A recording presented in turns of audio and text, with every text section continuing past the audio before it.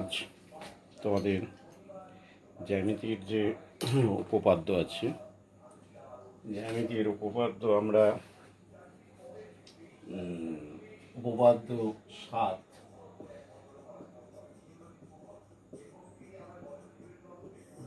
7 পড়াবো। এখানে অধ্যায় হচ্ছে 16। এখানে কি হচ্ছে, এখানে আছে ত্রিভুজের কোণ আর বাহুর মধ্যে সম্পর্ক স্থাপন করে যেগুলো সেইগুলো পড়ানো হবে। উপপাদ্য 7 কি বলছে, একটা ত্রিভুজের যদি একটা বাহুকে, উপপাদ্য 7 হচ্ছে সাধারণ নির্বাচন, ত্রিভুজের একটি বাহু কে বর্ধিত করলে উৎপন্ন বহিস্থ কোণ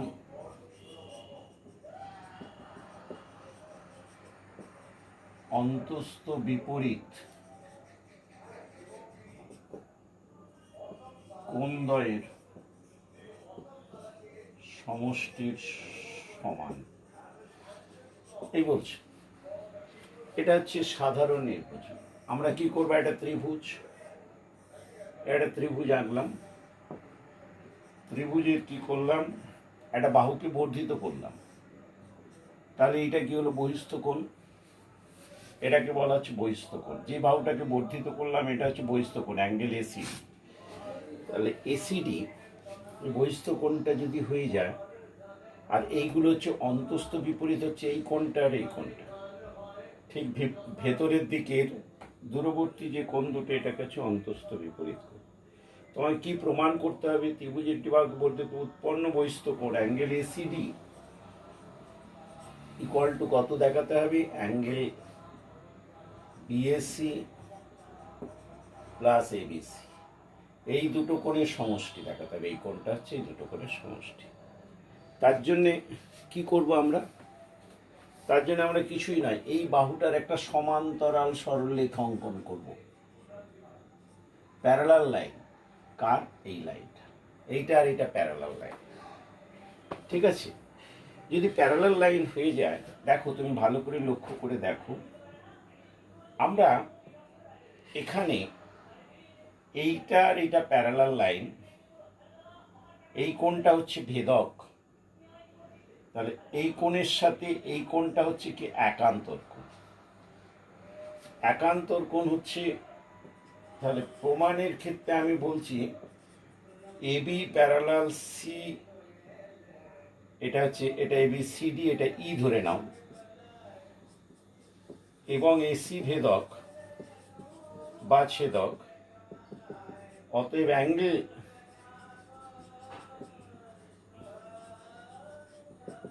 একান্তর বিএস, এটা 1 নম্বর। এই কোণটার সাথে এই কোণটা হচ্ছে একান্তর। আবার এবি প্যারালাল সি, এইটা প্যারালাল বিডি ভেদক, এবং বিডি ভেদক যদি ধরো, এগুলো আগের চ্যাপ্টারে যে সেই একান্তর কোণ, অনুরূপ কোণ, এগুলো জানলেই হয়ে যাবে। এই কোণটা অ্যাঙ্গেল ডিসিই, এই কোণটার সাথে এই কোণটা কি হচ্ছে, অনুরূপ অ্যাঙ্গেল এবিসি। এখন 1 আর 2 যোগ করে দিলাম, তাহলে আমরা কি পেলাম, যে এই কোণটা angle ACE plus angle DCE সমান অ্যাঙ্গেল বিএসি প্লাস অ্যাঙ্গেল এসিই।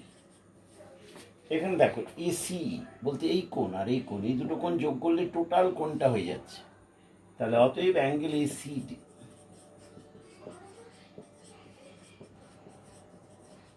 তোমরা জ্যামিতি কিভাবে লিখতে হয় সব সিস্টেম জানো। সাধারণ নির্বাচনটা বই প্রশ্নতে থাকে, বিশেষ নির্বাচন আমি লিখিনি, আমি মুখে বলছি এবিসি ত্রিভুজের এই বাহুটা বর্ধিত, উৎপন্ন বহিস্থ কোণ অ্যাঙ্গেল এসিবি, এই দুটো হচ্ছে অন্তস্থ বিপরীত। প্রমাণ করতে হবে, এটা প্রামাণ্য বিষয়, প্রমাণ করতে হবে এইটা। সেখানে কি দেখাচ্ছে, এখানে একটা অঙ্কন করেছি, এরপরে অঙ্কনের স্টেজ, তারপরে যাচ্ছে প্রমাণ। অঙ্কনটা হচ্ছে সি বিন্দু দিয়ে বি এর সরলরেখা সমান্তরাল সরলরেখা অঙ্কন করা হলো। এবার যা প্রমাণটা আছে, এই দুটো হচ্ছে একান্তর কোণ, এই দুটো হচ্ছে অনুরূপ কোণ, যোগ করে দিলে এটা প্রমাণ। তাহলে একটা ত্রিভুজের একটা বাহুকে যদি বর্ধিত করি, উৎপন্ন বহিস্থ কোণ, এই যে উৎপন্ন বহিস্থ কোণটা অন্তস্থ বিপরীত কোণ দ্বয়ের সমষ্টির সমান। মানে এটা যদি 30, এটা যদি 40 হয়, তাহলে এই কোণটা হবে 70 ডিগ্রি, দুজনের যোগফল। ঠিক আছে, এটা আমাদের উপপাদ্য 7, অধ্যায় 16, তার উপপাদ্য 7। এরপরে আমরা উপপাদ্য 8, মোট 4টি উপপাদ্য আছে এখানে। উপপাদ্য 8 কি বলছে? সাধারণ বলছে একটা ত্রিভুজের 3টি কোণের সমষ্টি হচ্ছে 180। এই থিওরেমটা কাজে লাগবে। এই যে থিওরেমটা আমরা করলাম, ত্রিভুজের 3টি কোণের সমষ্টি, কোণের সমষ্টি 180 ডিগ্রি। একটা ত্রিভুজ দেয়া আছে, তাহলে তোমাকে ওই প্রদত্ত থেকে লিখতে হবে এবিসি ত্রিভুজের 3টি কোণ। এগুলো আমি আর লিখছি না। এ কোণ, বি কোণ, সি কোণ, অ্যাঙ্গেল বিএসি। প্রমাণ করতে হবে কি? প্রমাণ করতে হবে, সংক্ষেপে লিখতে পারি বা বড় করে লিখতে পারি, বিএসি মানে শুধু একোণও লিখতে পারি, সেটাকে বিএসি, এবিসি প্লাস এসিবি সমান হচ্ছে 180 ডিগ্রি প্রমাণ। এর জন্য তুমি কি অঙ্কন করবে? আমি একটু ছোট করে নিচ্ছি, কারণ তাহলে তোমার আঁকাটা বোঝা যাবে। এই বাহুটাকে বর্ধিত করে দিল। অঙ্কনই কি হলো? বিসি বাহু ডি বিন্দু পর্যন্ত বর্ধিত হলো। এই বিসি বাহুটা ডি বিন্দু, এটা হচ্ছে অঙ্কন।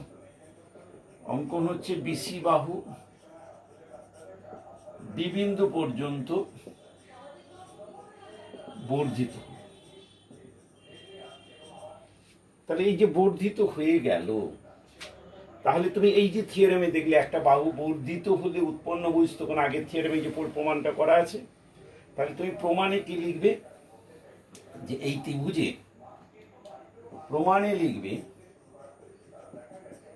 এই ত্রিভুজটা, তুমি এটা দেখাতেও পারো। এখানে একটা অঙ্কন করে এটা বর্ধিত করা হলো, আর এখানে প্যারালাল লাইন টানলাম, এটা অঙ্কন করে তুমি দেখাতে পারো। আর সেটা পরে আগে তুমি শিখে নাও, যে না করি শুধু তুমি লিখবে যে এই বাহুটা বর্ধিত, তাহলে বহিস্থ অ্যাঙ্গেল কত হচ্ছে? এসিডি সমান বিএসি প্লাস অ্যাঙ্গেল এবিসি।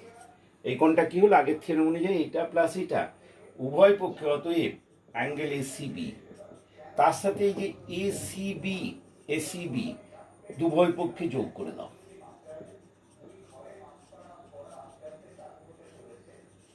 এই এসিবিটা উভয় পক্ষে যোগ করে দিলাম, তাহলে এই দুটো কোণ যোগ করলে কত হবে?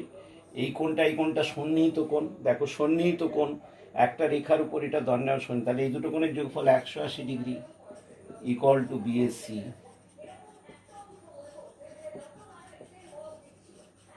তাহলে এটা প্রমাণ হয়ে গেল। আমাদের এই প্রমাণ হয়ে গেল ত্রিভুজের 3টি কোণের যোগফল হচ্ছে 180 ডিগ্রি। অন্যভাবেও প্রমাণ করা যায়, সেটা আমি তোমাদের, এটা অন্যভাবে এই থিওরেমটাকেই প্রমাণ করা যায়। এটা হচ্ছে আগের থিওরেমটাকে ব্যবহার করে করা যায়। আগের থিওরেমে এখানে সমান্তরাল টেনে ওটাকে আরেকটু ইলাবোরেট দেখিয়ে বড় করা যায়, নাহলে এইভাবেও করা যায়। আর একটা ভাবে প্রমাণ করা যায় ত্রিভুজের 3টি কোণের সমষ্টি, আমি একটু বলে নিচ্ছি। সেটা কিভাবে দেখাবে? সেটা হচ্ছে এই ত্রিভুজের যে 3টে কোণের সমষ্টি 180 ডিগ্রি, তুমি কি করতে পারো? এখান থেকে একটা প্যারালাল লাইন টানতে পারো।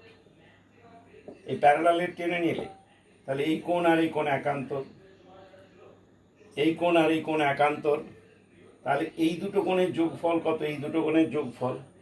এবার উভয় পক্ষে এটা যোগ করে দিলে তাহলে এই কোণের যোগফল কি হলো? এই 3টে কোণের যোগফল। এই 3টে কোণ মানে হচ্ছে 180 ডিগ্রি। সেটাও করা যায়।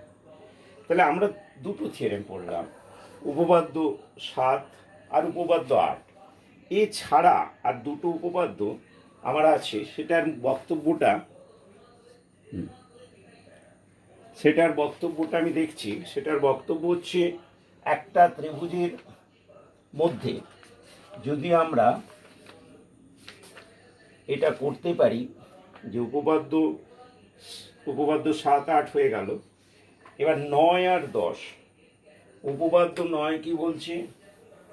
উপপাদ্য 9 বলছে, আমি স্টেটমেন্টটা বলছি উপপাদ্য 9-এর, যে একটা ত্রিভুজ, ত্রিভুজের কি হচ্ছে?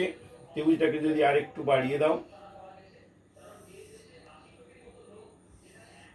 ধরো এবিসি, এই ত্রিভুজের দুটো বাহু অসমান, এবি আর এসি। তাহলে একটা বাহু বড়, একটা বাহু ছোট। তাহলে বৃহত্তর বাহুর বিপরীত কোণ, এই যে বড় বাহুটাই আমাদের বলে দেওয়া আছে এসি গ্রেটার দ্যান এবি। তাহলে প্রমাণ করতে হবে কি হবে, যে বাহুটা বড় তার বিপরীত কোণ অ্যাঙ্গেল এসিবিটা কি হবে, বড় অ্যাঙ্গেল এবি। এসিবিটা, এই এবিসিটা বড় হয়ে যাবে এসিবি। যে বাহুটা বড় তার এটার থেকে বড়। তার জন্য তোমাকে কি করতে হবে, প্রমাণটা এবি বাহুর যতটা ততটাই তুমি কেটে নিয়ে এইটা আর এটা সমান, আর এটা যোগ করবে।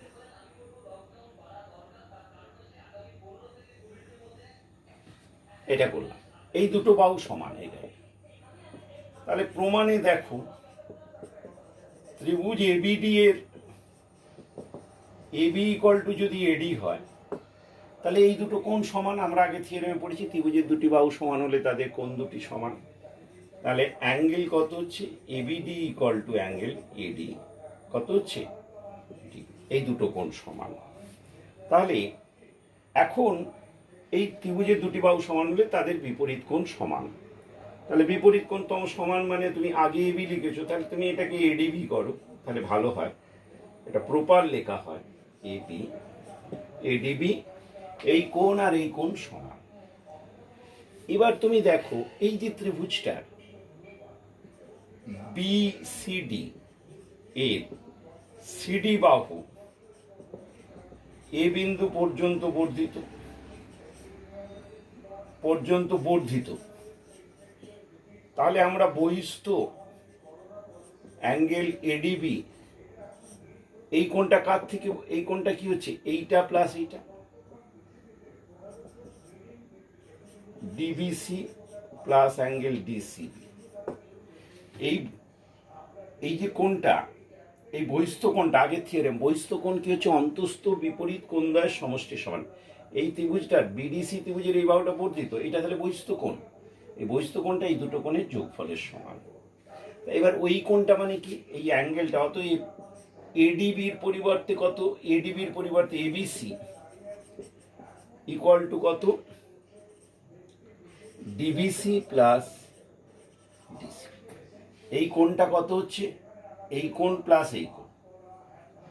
এবার এবিসিটা, তাহলে এবিসি কোণটা কি হচ্ছে, এবিসি কোণের এই টোটাল এবিসি কোণের এটা একটা অংশ। তাহলে এবিসি যদি গ্রেটার দেন এবিসি কোণটা, আচ্ছা এটা এবিডি,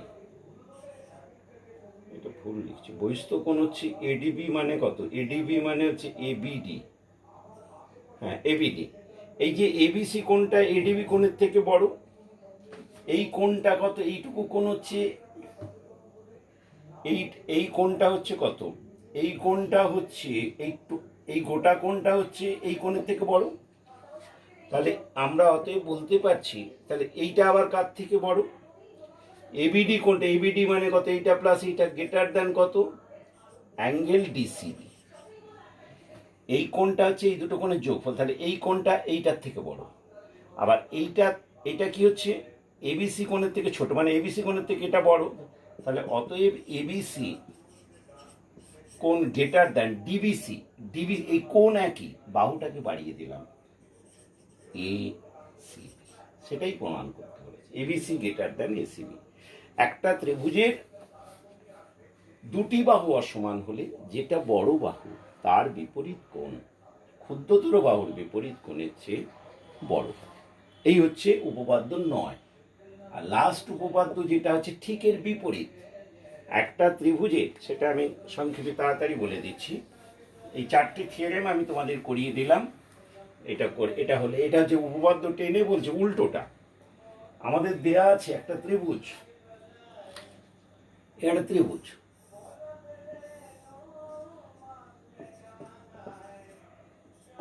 বলে দেওয়া আছে, এটা দেয়া আছে,